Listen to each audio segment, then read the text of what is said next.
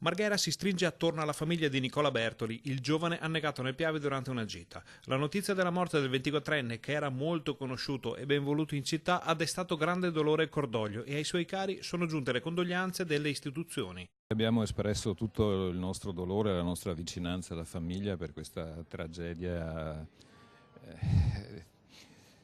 terribile. Un ragazzo ben voluto da tutti, conosciuto per la sua voglia di vivere, per la sua positiva tensione al futuro, con voglia di lavorare, con voglia di crescere, che è stato tradito da un momento di gioia in fondo, no? Sul Piave.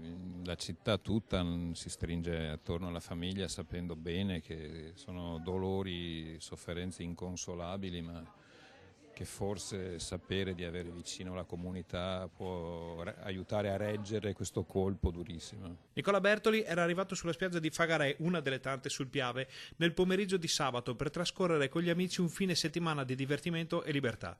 Domenica mattina si era tuffato assieme a un amico e non era più riemerso. Ogni tentativo di ritrovarlo si è rivelato vano fino a quando i soccorritori ne hanno trovato il corpo, ormai senza vita, nella mattinata di giovedì.